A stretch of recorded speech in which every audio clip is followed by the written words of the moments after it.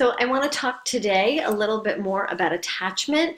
I think this connects really nicely to our conversation in class the other day, and then as a segue into next week's on brain development, because brain development is really, or attachment is certainly connected to a child's brain development, that it has a real impact on brain development, and certainly in early infancy, which then can go on to um, have an effect throughout a child's life. So, primary caregivers are greeted with delight. They are followed when they depart. Their loss causes anxiety and distress. Their recovery, relief, and a sense of security. On this foundation, it seems the rest of his emotional life is built. Without this foundation, there is a risk for his future happiness and health. John Bowlby was one of the first people to really start looking at and examining and thinking about the relationships between caregivers and children and the impact that that may have on their relationships with their caregivers, and then extending that to others. So he really believed in this theory of attachment, and he sort of developed this theory of detachment, rather. So protest is our first level, where the child screams, protests, angry when the parent leaves. The child will try to cling to the parent to keep them from leaving. We've all seen this. Despair is a child protesting begins to stop. The child appears to be calmer, although still upset, and the child refuses other attempts of comfort and seems withdrawn and uninterested. That is very different from the kid who then goes on to sort of play with other kids. So the despair happens when the despair and the detachment occurs when the separation is long, when the attachment is also already not fully formed. When I was an undergrad in college, we watched this video called The Hospitalization of David, and the child was being hospitalized for about a week for tonsillitis, which nowadays would be in same-day surgery or overnight. But anyway, the parents had certainly I was in college during the 80s, but this video probably went back to the 60s. Around the time probably that Bowlby's experiments and things, or his theories, were starting to come to light for people. Because it was common practice in a hospital that parents only visited the child maybe once a week or for a couple hours every few days or something. And children would go through these stages. And the interesting thing is that in a hospital, they thought that when the kid got to despair and detachment, that the kid was totally fine. It meant the child was coping. But in actuality, the child was doing the exact opposite of that by becoming detached, that when the parents did show up to pick the kid up, there was not this joyous reunion that we saw in, say, the Mary Ainsworth Stranger, the Secure Attachment and Strange Situation videos that we saw. What ended up happening as a result of that and Bowlby's theories, and people like Ainsworth and Mahler and Rubin and all these people that were really looking at attachment, was that things changed. Certainly in the hospital setting, we now have 24-hour visitation. Parents are encouraged and often expected to stay overnight with the children. They're included in the care. They are asked to participate in the care of their child when in the hospital. We think about attachment and how how parents and children need to stay attached in ways that we can better support that. And I think the same thing in childcare settings, that educators are really looking at, how do I support parents to maintain healthy attachments, and what kind of information can I provide them, and how do I support the parent themselves and the child when that happens. So there's an increasing evidence from the fields of development, psychology, neurobiology, and animal epigenetic studies that neglect, parental inconsistency, and a lack of love can lead to long-term mental health problems, as well as reduced overall potential and happiness. This really was seen very clearly. I want to say it was the late 80s, maybe early 90s, when, or maybe later in the 90s, I don't really remember, but I'm going to look it up and I'll post the videos. In Romania, when children were being sort of warehoused in these orphanages, quote unquote, and children were really lined up in these kinds of cribs, as you see in this image, and they were self-stimming themselves. So they would bang their head or they would rock. And that was just a way to sort of provide themselves with some kind of stimulation. They also did not attach to people. Certainly if there were volunteers going in and out of those settings, those volunteers changed regularly. If there were caregivers, there was one caregiver often per 40 children. So bottles were propped.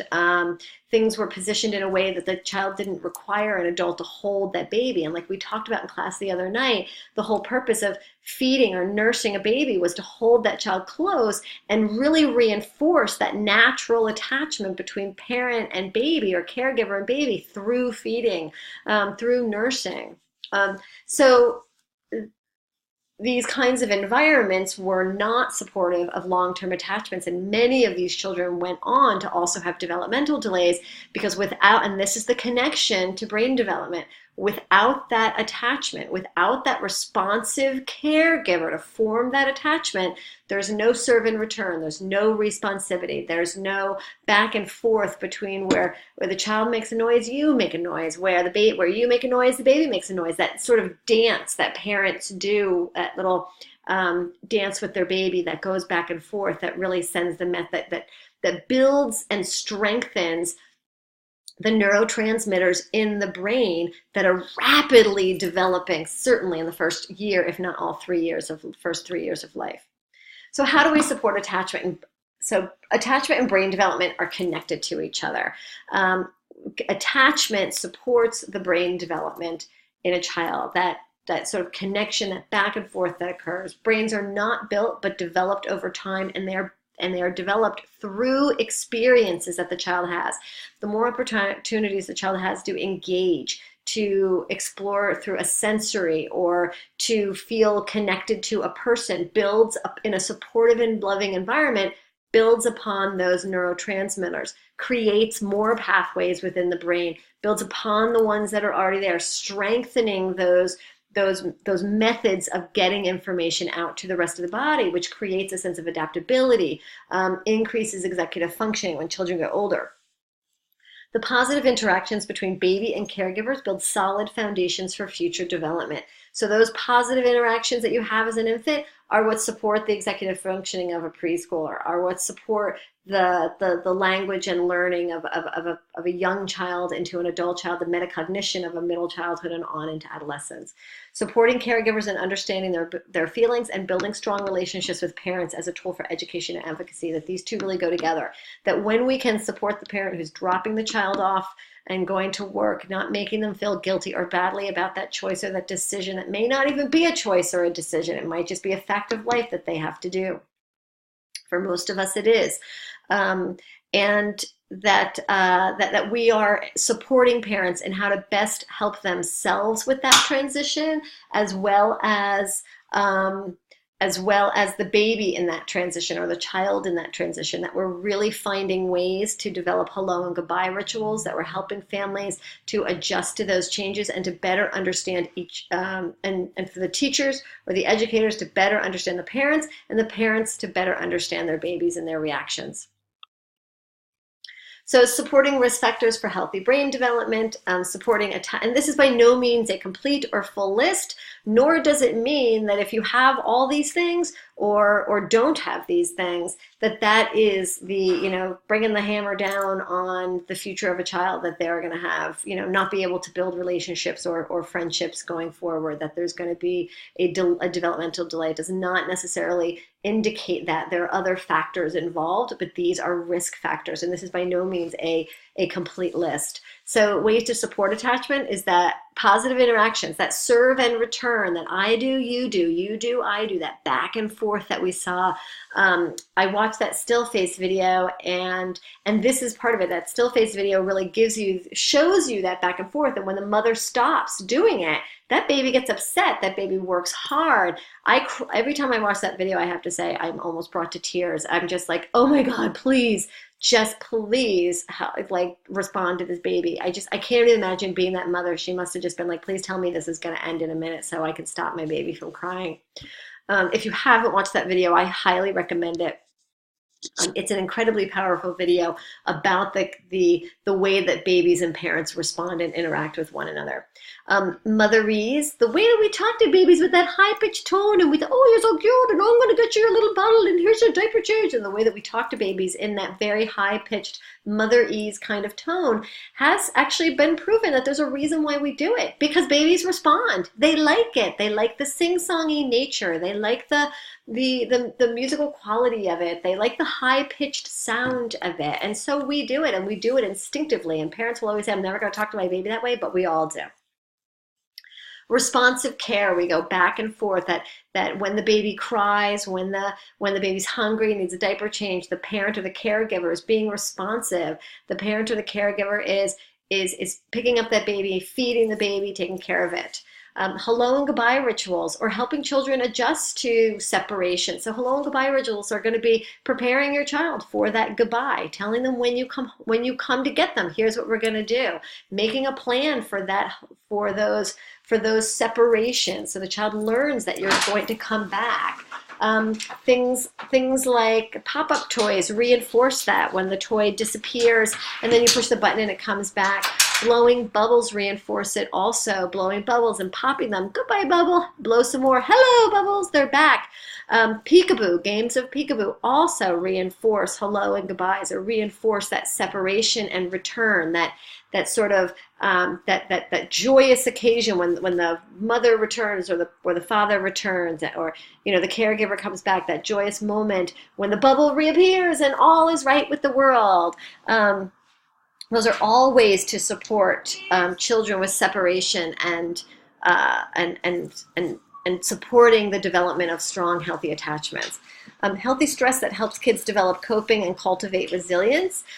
This is also looking at ways that children grow and develop, giving them opportunities to problem solve, giving them developmentally appropriate ways to developmentally appropriate stress, which might be going into a new environment, but in a new environment that's supportive of maybe their slow to warm children, and helping them process that.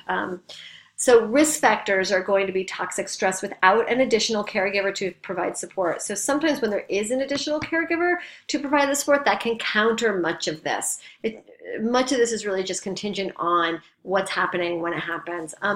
Addiction, whether that be in utero, prenatal addiction, or whether that is the parent, one of the caregivers has an addiction, abuse and neglect, hospitalization and illness. Certainly a baby born premature in a neonatal ICU can cause a lot of attachment issues. It used to be years ago, again, parents were not encouraged to hold or support or touch their children for risk of infection. And what we ended up with was kids that really struggled with sensory issues later in life, as well as with attachment issues as well, because they didn't really have that opportunity to bond the way that a full-term baby might.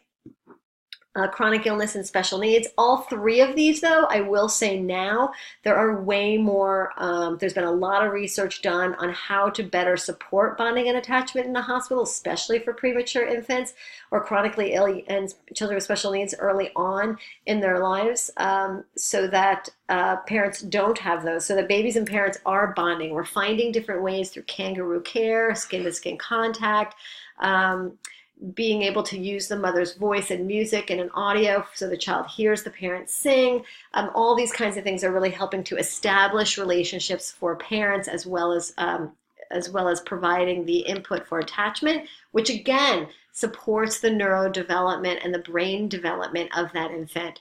Inconsistent caregivers in foster care, mental illness, and inadequate child care settings. So inadequate child care settings are going to be places where